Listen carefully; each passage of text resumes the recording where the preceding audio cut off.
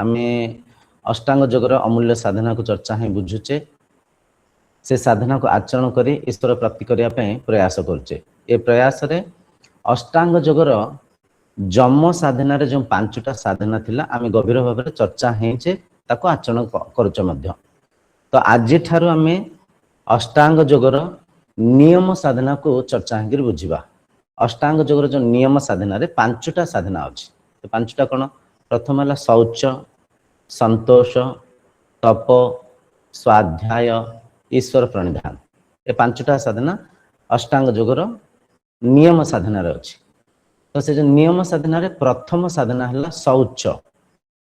से शौच साधना को आज आम गभीर भाव में चर्चा हवा, ताको बुझिबा, ताको जीवन रे आचरण करिबा, शरीर को आरोग्य रखिबा, मन को शांत रखिबा, ईश्वर प्राप्ति करने प्रयास करिबा।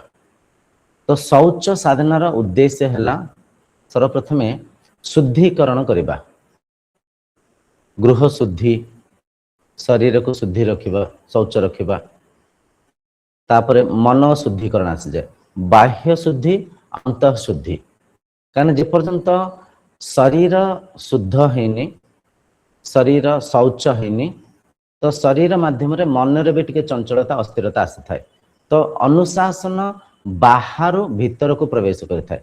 बाहर देखुन आमे अनेक पूजा आदि कार्यक्रम करूथाउ, एई बारे ए पूजा करिबा, एई ठाकुरन को ए फूल दबा, एई नैवेद्य अर्पण करिबा, एई दिग को मुह करी बसिबा, एतिकी एई मुहूर्त रे हम पूजा कले भल हबो। ये सब अनुशासन। एक्चुअली देखा गले पूजा सब समय रे करी हबो, किंतु आमे एक अनुशासन को जेत आचरण करिबा, बाह्य अनुशासन रु धीरे धीरे अंत अनुशासन निर्माण होता है। बुझिपारछन्ते? सब जिनस को आम स्थूल भाव में आचरण कले धीरे धीरे सूक्ष्म भाव में से जिनस को आम आचरण कर पारि थाउ। कहीं आम बुझीते जागृत अवस्था आम बहिर्मुखी होकर जहाँ सब काम कार्य करूँ ता प्रभाव आम संस्कार उपरे पड़ू थाए, आम मन उपरे पड़ू थाए। तेणुक आम जो शौच साधना को आज ठारू आचरण करने जाऊे किंबा ए चर्चा माध्यम रे बुझापी चेष्टा करुचे, शौच साधना रे प्रथम है परिवेश को शुद्धिकरण करवा, गृह शुद्धि। सकाळ उठेले घर को टिके स्वच्छ कले, घर चारि पाख जगह जदि आम देखा अलिया आवर्जन अच्छी ताको एकत्र कर गोटे जगार आम पोड़ी देबा किंबा पुती देबा। घर चारि पाख जदि अरमा होइछि गछ बुर्च को सजाड़ी काटिकी टिके आम माने अनुशासन सहित से गछ वृक्ष को आम सजाड़ा। कहीं घर चारिपाख अरमा हेले आप जानते मशा बढ़े, विभिन्न प्रकार साप बिछा एमाने टिके जदि अधिक रहिबे ताले से माने जेहेतु माने वन्य जीव से माने किछ हमको क्षय क्षति करि पारंती। तो शौच रे सर्वप्रथमे आम घर को शुद्धिकरण करबा, घरे अनावश्यक जिनिस को अलिया आवर्जन को रखिबानी। जो जिनस को आम विनियोग करछे से जिनस को रखिबा। अनावश्यक आप देखिए घरे विभिन्न प्रकार डब्बा काच, विभिन्न प्रकार कपड़ा, से सब जिनस को आम जहाँ विनियोग करने ताकू तार जी आवश्यक अच्छे आम दान दे पारिबा। जे से जिनस को माने लोडुसंती तांको आम दान दे पारिबा, नचेत घर अनावश्यक अलिया आवर्जन को हटेबा। घर को टिके सजाड़ी के रखिबा, गोटे जिनसटे रखीचे ताको ठीक से गोटे जगह रखिबा, गोटे चेयरटे गोटे जहाँ भी आम घरे वस्तु पदार्थ अच्छी ताको सजाड़ी के रखिबा। बुझिपारछन्ते? कहीं बाह्य अनुशासन रु अंत अनुशासन निर्माण होता है। तेणुक बाह्य अनुशासन आम घर को टिके सजाड़ी सजाई के रखिबा, घर को सफाटफा रखिबा। जहाँ भी खाद्य पदार्थ अच्छी ताको जहाँ भी आम जो घरे रखुचे ताको शौच करिक रखिबा, खाद्य पदार्थ को टिके घोड़े रखिबा। तापर आसी जाए शारीरिक शुद्धिकरण, देह शुद्धि। देह शुद्धि रे साधक जिते सकाळे ब्रह्म मुहूर्त उठती सर्वप्रथमे मलमूत्र को त्याग कर आवश्यक अच्छे। मलमूत्र त्याग कले शरीर हल्का हो जाए। तापर आम स्नान आदि कार्यक्रम करिया पड़ी था, गाधे था। गाधेले आप देखिए गाधे सारापर मन एक फ्रेशनेस आसी थाए, एक उत्साह आसी थाए, मन एक शांतता स्थिरता आसी थाए। बाह्य शुद्धिकरण माध्यम अंत उत्साह जागृत होता है, अंत शुद्धिकरण भी आरंभ होता है। तो आम गाधेले गाधे पाधे आम शुद्धिकरण होता वस्त्र को धारणा कले आउ टिके मन रे आउ टिके निर्मलता आउ टिके पवित्रता जागृत होता है। सफा होइथिबा भल भल वस्त्र को आमे धारण कले जहाँ माध्यम रे बाह्य शुद्धिकरण पूर्ण हो जाए। घर को सफाटफा रखिले, शरीर को आमे टिके मलमूत्र को त्याग कले, गाधेले, शुद्धिकरण होइथिबा वस्त्र को धारण कले। ये हला बाह्य शौच, बाह्य शुद्धिकरण। तापर आसी जाए अंतः शुद्धिकरण, अंतः शौच। देखते जेपर्यंत मन पवित्र हैनी, मन निर्मल हैनी, से पर्यंत मन आत्मा संगे समाहित हबनी। मन जदि आमर किछि दुर्गुण अच्छे, दुर्गुण कौन? लोभ, ईर्षा, क्रोध, अहंभाव, अहंकार, कामवृत्ति, ये सब जिनस है मनर रोग। ये सब वृत्ति को जेपर्यंत आमे मनरु त्याग करने, जेपर्यंत मन शौच हैनी, मन शुद्धिकरण हैनी, से मन को ये जो दुर्गुण बारंबार मन को बांधु थांती, बारंबार ये सब दुर्गुण मन को चंचल अस्थिर कर थांती। आप साधना करने पे बसथिबे, मन लोभ जागृत हब, लोभ जागृत हेले मन बहिर्मुखी हो, ए काम से काम, एठिक जिबार थिला, सेठिक जिबार थिला, ए काम करियार अछि, से काम करियार अछि, मन चंचल हो जिवो। अहंकार जागृत हैला, ईर्षा वृत्ति जागृत हैला, मन रे प्रतिशोध नबार किछि भावना जागृत हैला, जहाँ माध्यम रे मन साधना रे नागी परिबनी। साधना रे बसी थिबे किंतु मन रे चंचलता, अस्थिरता, व्याग्रता बढ़ी चलिबो। बुझि पासंते? तेन करी मन को शुद्धि करिया पई आमे कोन करिबा? प्रतिदिन सत्संग करिबा, प्रतिदिन जागृत अवस्था रे जदि आमे किछि भल चर्चा को चर्चा हबा, भल संगति रे किछि समय बितेइबा, से संगतिर से सत्संगर प्रभाव आम जागृत मन उपरे, आम संस्कार उपरे पड़ी थाए। बुझि पासंते? आजिकल आमे विभिन्न कथा सब चर्चा होचे, टीवी रे किछि न्यूज कथा, भविष्यत कथा, युद्ध कथा, भौतिक उन्नति करिया पे कौन कौन करि परिबा, शारीरिक व्यायाम कथा, केते कौन आमे कथा होचे। किंतु जे पर्यंत आमे मन कथा चर्चा हैने, मनर गुण, मनर प्रकृति, इंद्रियंक स्वभाव बुझिने, न बुझी पाइले भौतिक चर्चा अनेक हवा, ज्ञान आम पाखे थिबो किंतु अजाणतरे इंद्रिय मनर दास होइकरी आमे अस्थिर चंचल हवा, आमे माने मनर स्थिरता को, मनर स्वच्छता को अनुभव करि परिबानी। कहबार तात्पर्य भौतिक ज्ञानर जेतिक आवश्यक, इंद्रिय मन आ आत्मा ज्ञानर ताठार अधिक आवश्यक अछि, अधिक आवश्यक, जहाँ को आमे चर्चा न हबारु, बुझी न परिबारु इंद्रिय मनर दास ही जाऊे, अजाणतरे किछि कुकर्म कर दउचे, जहाँ परिणाम प्रतिफल को आमे दुख स्वरूप भोगुचे। तेणुकर प्रतिदिन सत्संग करिवार आवश्यक अछि, किछि समय बाहर करी शास्त्र अध्ययन करिवार आवश्यक अछि। एक कथा को बिल्कुल मन रे बसि दियंतु, समय को आमको बाहर करिया को पड़ी थाए। अनेक लोक कहती समय नाही, समय नाही, समय नाही। आज्ञा जदि निज पाई समय नाही ताहले संसार पे आपण कौन करेंगे? बुझिपार निज पाई जो काम कार्य करुचे, ए जो साधना करुचे, ए जो आमे सत्संग करुचे, ए जो ब्रह्म ज्ञान को चर्चा है बुझिया पे चेष्टा करुचे, एठी काहा ऊपर आमे दया करूने, निज ऊपर दया करुचे, निज पाई करुचे। बुझिपार ये ज्ञानर गभीरता को जदि आपण बुझी पारिबे, आको आचरण करि पारिबे, तो समय बाहरिबो, समय को हमको बाहर करिया पड़िबो। तो किछि समय बाहर करी शास्त्र जते पढ़िबे, मन हैला स्मृतिर संग्रह, विचारर संग्रह। जेतले मन रे आमे भल विचार को धारणा करिबा, धीरे धीरे आम विवेक जागृत हबो, वैराग्य जागृत हबो, मन भितरे दुर्गुण धीरे धीरे कमी जीवो। जेमती गोटे ग्लास रे भाबिनंतु पानी अछि, अलिया आवर्जन पानी अछि, से ग्लास रे जदि शुद्ध पानी को, फिल्टर पानी को, भल पानी को आमे से ग्लास रे बारंबार पुरेबा, तो समय आसीबो से ग्लास रे थिबा अलिया आवर्जन पानी, दूषित पानी संपूर्ण बाहर जीवो, संपूर्ण ग्लास रे शुद्ध जल, भल जल परिपूर्ण हो जीवो। ठीक सेमती बारंबार आमे सत्संग कले, शास्त्र अध्ययन कले, भल संगति रे समय को बितेइले, धीरे धीरे मन रे थिबा दुर्गुण दूरे जाई थाए, मन स्वच्छ निर्मल पवित्र हिन थाए।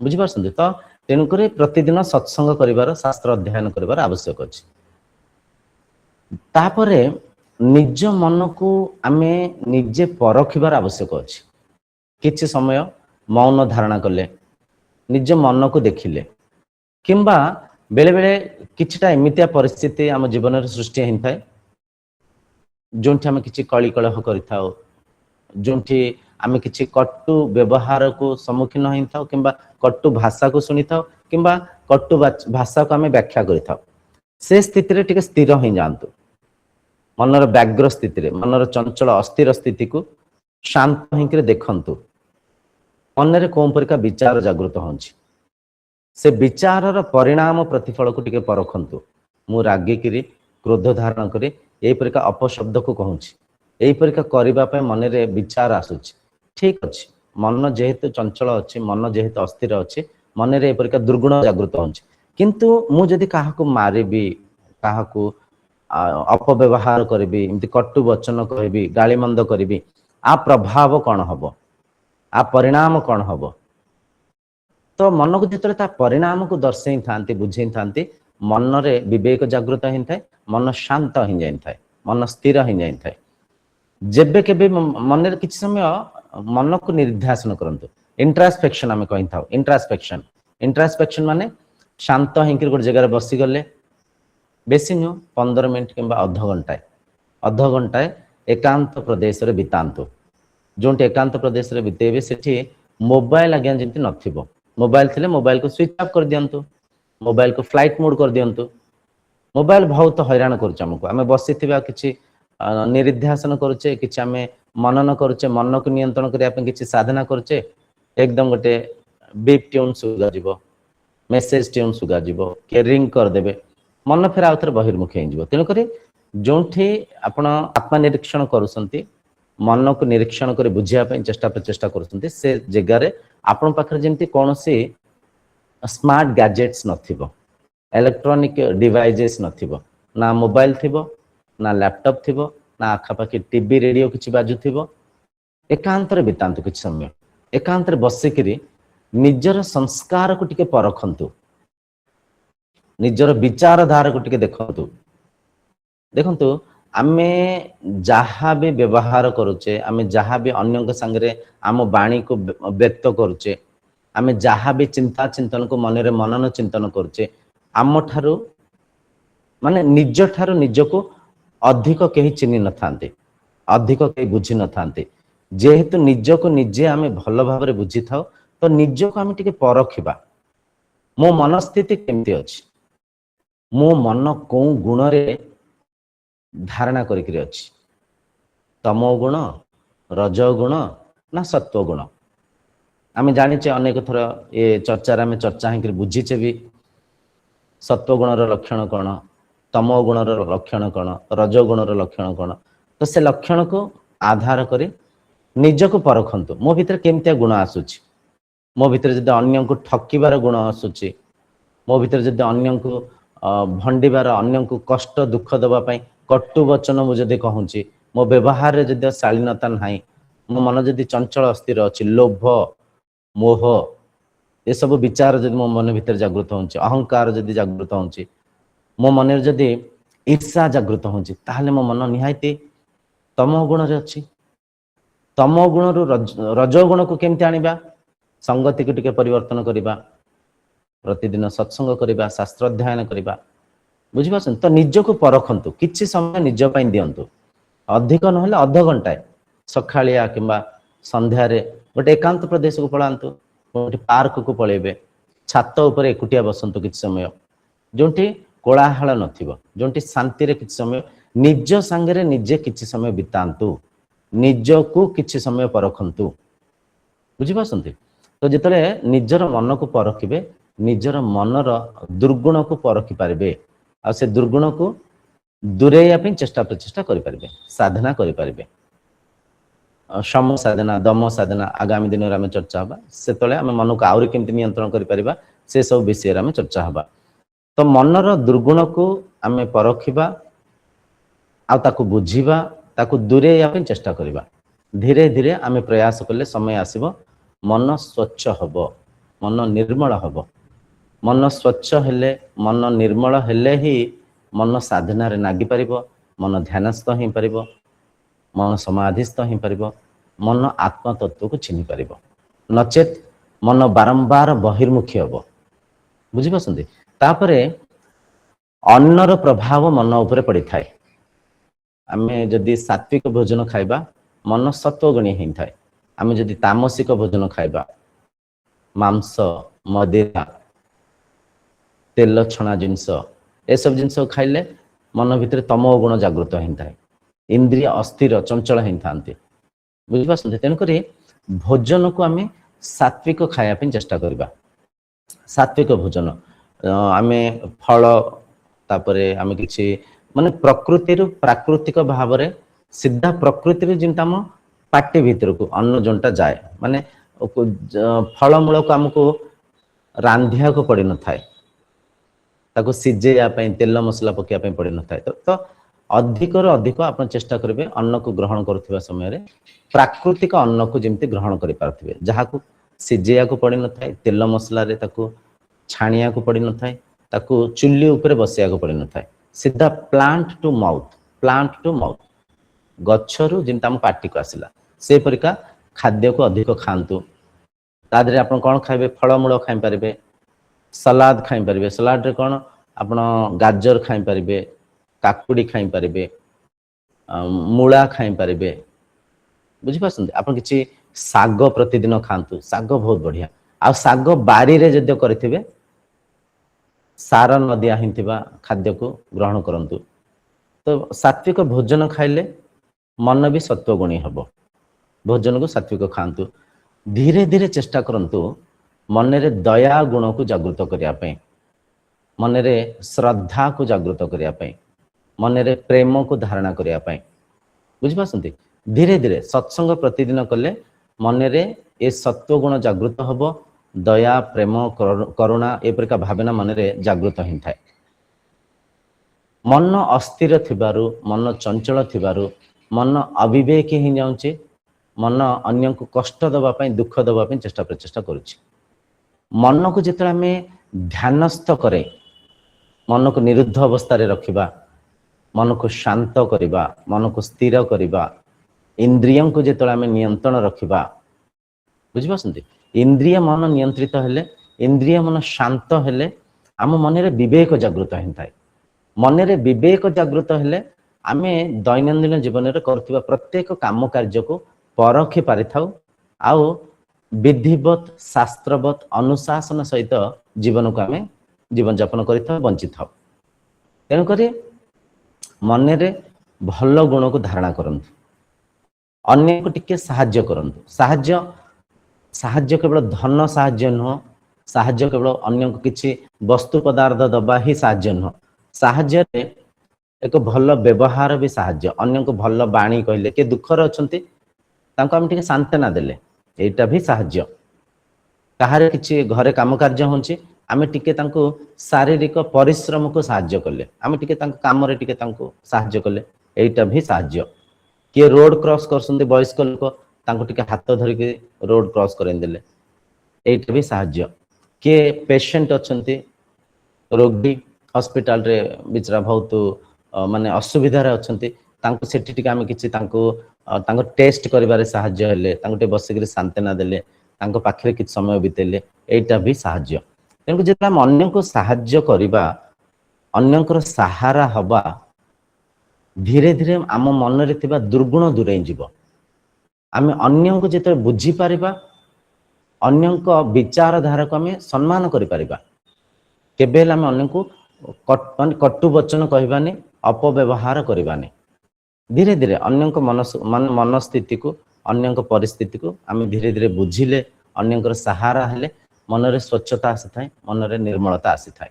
तो ये भी शौच।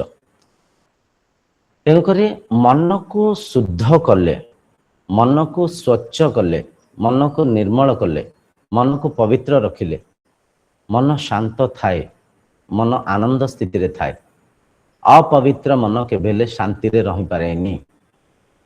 बुझी पासंती। माने जो मन रे दूषित विचार थाए, लोभ गुण, अहंकार, ईर्षा गुण, क्रोध जे बारंबार क्रोध को धारण करते से केबे आज्ञा शांति रही पारंतिनी। एटा प्रकृतिर नियम। लोभरे मन चंचल अस्थिर थाए, पाप करिथांती, भूल करिथांती, अन्य को ठकी थांती। आ अन्य को ठकुसंती ठीक अच्छे, बाहर से माने जानि पारु नांती आपण भाबुसंती, किंतु आपण को अंत मन तो जानिछि ना आपण अन्य को ठकुसंती। ये सब कथा को आम जीवन में अनुभव करें। मन जो ईर्षा भाव को धारण करुचे, मन देखते केते चंचल अस्थिर रहुचे, क्रोध को धारण करुचे। क्रोधाग्नि सर्वप्रथमे जे क्रोध को धारण करसंती तांको अस्थिर करे, तांको तपाए। तेणुक मन को जिते आम शुद्ध करवा, स्वच्छ करवा, निर्मल करवा, पवित्र रखा, निजे शांति आनंद रे रही पारिबा। मनीष भौतिक ज्ञान को शिखुंट किंतु स्वज्ञानर अभाव, स्वज्ञान माने मु किए, मोर संसार संगे संपर्क कौन, मु जो अन्य शरीर को देखुची से मो ठार भिन्न ना अभिन्न, ये सब कथा को जिते परखिबे, आत्मज्ञान को जिते बुझीबे, इंद्रिय मनर स्वभाव को जिते बुझीबे, धीरे धीरे मन रे स्वच्छता आसीबो, मन रे समदृष्टि आसीबो। आम बारंबार गोटे कथा को चर्चा ही बुझिया प्रयास करें। साधना रे सर्वोच्च प्राप्ति है निजर असीम सत्ता को देखिबा। मु ही सबु रूप रे अछि, मु ही सबु आकार आकृति रे विद्यमान अछि, मु एक, मो छड़ा किंचित भी किछि भी अलगा नाही। गोटे पशु पक्षी, गोटे माछ, मनीष, स्त्री पुरुष, शिशु वृद्ध जहा इंद्रिय माध्यम अनुभव करि पारछि, मन माध्यम मनन चिंतन करि पारछि, सब किछि मोही। एटा हला साधनार सिद्धि, एटा हला मनर तुरीय स्थिति को जेतला आपण जिबे अनुभव करिवे, तो से अनुभव को जेतला आपण आचरण करिवे समदृष्टि रे, मो परिका ही समस्ते प्रथमे मो परिका भाबी थांती, अंतते मोही चिन्ही थांती। तो अन्य को सम्मान सत्कार कले, निज परिका अन्य को देखिले मन शुद्ध हेले, मन शांत हब, मन तुरीय स्थिति को जाई परिबो। नचेत मन रे जदि मलिनता रहिबो, आमे साधना ठीक से करि परिबानी, आमे अंतर्मुखी हेई परिबानी, मन बारंबार बहिर्मुखी हब, मन बारंबार भौतिक वस्तु पदार्थ रे बांधी छंदी हब, लोभरु मुक्त हेई परिबानी, मोहरु मुक्त हेई परिबानी। बुझि पासंदे? तेणुकर शौच साधना है आम जो भी जीवन यापन करछे से परिवेश को शुद्ध रखिबा। सेठी जहाँ भी अलिया आवर्जन को आम एकत्र करके पोड़ी देवा कि पोती देवा। द्वितीय शरीर को शौच रखिबा, गाधेले पाधेले समय मलमूत्र त्याग कले, शुद्ध वस्त्र को धारण कले, तापर आसी जाए मन शुद्धि। मन शुद्धि एहि प्रकार मनर दुर्गुण को निजे आम परखिबा, ताको चिन्हिबा, मन रे सात्विक विचार को धारणा करिबा, मन को पवित्र करिबा। मन को पवित्र कले दिन आसीबो, मन शांत हबो, मन स्थिर हबो, मनर से पवित्रता भितरे निजर स्वरूप को आम चिन्हि पारिबा। भाविनियंतु गोटे दर्पण अछि, से दर्पण रे किछि अलिया आवर्जन नागिकरी अछि, धूली, बुझि पाछन, किछि धूली अलिया आवर्जन से दर्पण को ता उपरे नागिकरी अछि, ताहले आपण निज चेहरा को स्पष्ट भाव में देखि पारिबेनी। बुझि पाछन, तापर ठिया ही देखुछंती किंतु आपण को प्रतिच्छवि ठीक से देखि पार नांते। से दर्पण को जेते आपण सफा कर देबे, से कपड़ा माध्यम रे, कागज माध्यम रे से दर्पण को भल कि सफा कर देले, तो आपण को प्रतिबिंब को स्वच्छ माने शुद्ध भाव में देखि पारिबे। ठीक सेमती मन अस्थिर थिबारु, मन चंचल थिबारु मन बहिर्मुखी ही जाउछि, मन स्वरूपस्थ हो पारनी, मन निजर आत्म तत्व को चिन्ह पारनी। तो मन रूपक से दर्पण को जेतला में शुद्ध करिबा, शौच करिबा, स्थिर करिबा, मन रे आत्म तत्व प्रतिबिंबित हब। अस्थिर मन केबे अंतर्मुखी हुएनी। अस्थिर मन सदा सर्वदा भौतिक वस्तु पदार्थ संगे मोह लोभरे बांधी छंदी हिंकरी थाए। शुद्ध मन शौच मन रे विवेक जागृत ही थाए, किंबा शुद्ध मन शौच मन सात्विक मन अंतर्मुखी ही थाए, ध्यानस्थ ही थाए, समाधिस्थ ही पारि थाए, निज स्वरूप को चिन्ह पारि थाए। तो शौच साधना है शरीर इंद्रिय परिवेश को शुद्ध करवा, मनर सात्विक गुण को आम धारण करवा मन को शुद्ध करिकरी साधना आग को जीवा किंबा ईश्वर प्राप्ति करने चेष्टा करवा। तो ये आज शौच साधना संपूर्ण होची।